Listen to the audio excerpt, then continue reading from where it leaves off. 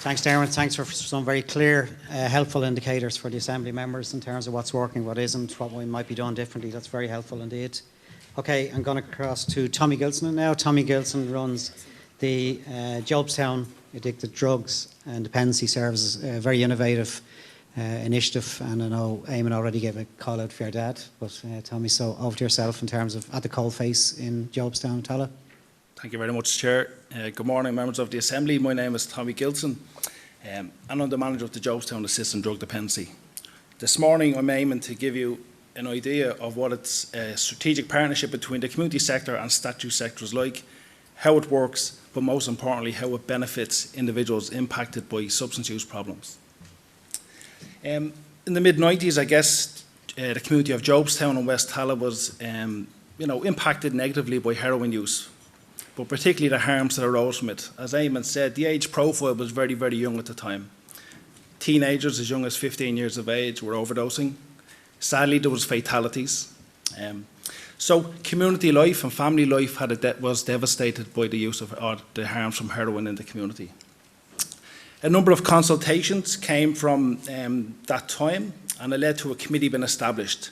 That committee today is the JADD project, and those individuals were tasked by the community to approach the old Eastern Health Board, the now HSE, to look at responses to this local issue. Services at the time were generally centralised. There was maybe some GPs involved, but they were primarily centralised in Dublin city centre, so they were not accessible. So a process of community, Eastern Health Board consultation and engagement commenced. People like Eamon, who's here today, and Margaret Burke, who was also still involved today as a GP coordinator, who were central to that. So they deserve a lot of credit alongside the community people. It was a tough time, but in a short space of time, a strategic partnership between JADD and the HSE was developed. And that strategic partnership focused on providing treatment, rehabilitation and aftercare to people impacted by opiate addiction, primarily focused on the Jobstown area at the time with 2 clinical settings. And I want to contrast that with what we have today in a couple of minutes. The HSE, or the Eastern Health Board at the time, they provided clinical sessions with the community operating a drop-in service and childcare. So very quickly, both partners identified childcare as a potential barrier. So this was 1997. It was very innovative and very creative, removing that barrier at the time. I guess I haven't got time to take you through the whole history, but that partnership continues to grow and develop in response to the demand and the harms in the community. And today what we have is an integrated community model. JADD and the HSE providing services side by side in the community of Jobstown. It is integrated because JADD and this service is integrated into the fabric of our community. To the left, we're now in a purpose-built building. To the left, we have our community centre. To the right, we have a creche. Above that, we have homes for the elderly. And in the community centre, you have all the regular activities of a community.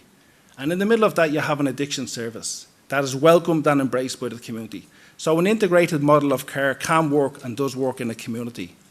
The services consist of the HSE providing an opioid substitution treatment 7 days per week. This means that our community has access to specialist GP and nursing services all throughout the week. We have a pharmacy 7 days a week. Again, if somebody has any concerns around their medication, they have access to a pharmacist 7 days per week. Running alongside that, JADD provide a number of services with funding from the Tala Drug and Alcohol Task Force, from the HSE Addiction Services and Social Inclusion, and PUBL. Some of them include addiction counselling. We have qualified and certified addiction counsellors. We also have family services, a family support group and a childcare service for children who are living with parental substance use problems. A harm reduction service also operates 7 days per week. So this morning our service was open. Tomorrow morning that service will be open for people who are looking to access overdose prevention advice, maybe needle exchange equipment, or advice on referrals to treatment. One of the most recent initiatives has been the response to increasing crack cocaine in the community. Similarly to 1996, there's been a significant change in the trends locally. And again, the HSE, with JADD and the task forces have engaged in a partnership approach to this. We've received funding from the task force over the last couple of years, and in 2022 we received funding for an assertive outreach programme from the Social Inclusion Office.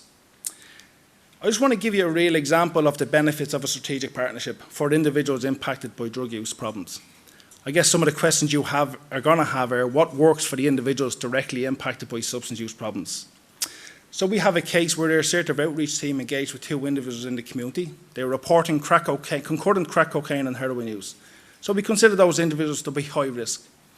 Our assertive outreach engaged with them and they were concerned about their health and wanted to access tests for hepatitis, etc. So with equipment provided by the HSE to JADD, rapid testing for hepatitis C antibodies, our staff administered these in the community to these 2 individuals, and they tested positive. Very quickly, we could make a referral to the HSE's National Screening Service, and within 2 weeks, that service attended our service on site and conducted further testing, with treatment due to commence the next couple of days. In our opinion, this is an example of best practice. This is accessible and equitable healthcare in a local community. Because of time, there's another good example in the presentation there around the COVID pandemic and the response between the statutory and the community sector. But I'll let you have a look at that and I'll take questions on it later on if you like. I guess to conclude, and again, some of your questions may be what works. JADD would say that community and statutory partnerships work. They play a central role in responding to the drugs issue, particularly within the change in drug landscape. These partnerships have the skills, the knowledge and experience to respond very rapidly, and we must keep that central to the National Drug Strategy, and I'd encourage you to make that recommendation to the government. Secondly, we must not lose sight of the benefits of harm reduction approaches. The 1970s and 80s were dark times in terms of the health problems that came from drug use. We must not forget that. Methadone and needle exchanges have a high evidence base. They're also very pragmatic for people who need to access services. They're very low threshold, very few barriers to accessing services. So that is the strength of our National Drug Strategy. And finally, JADD and the HSE's partnership of an integrated model of care. It provides accessible and equitable treatment and rehabilitation supports to people living in the community. Some of these individuals are homeless, have mental health problems. We need accessible and equitable healthcare for all. I'd ask you to protect that and make that recommendation to the government. Thank you for your time.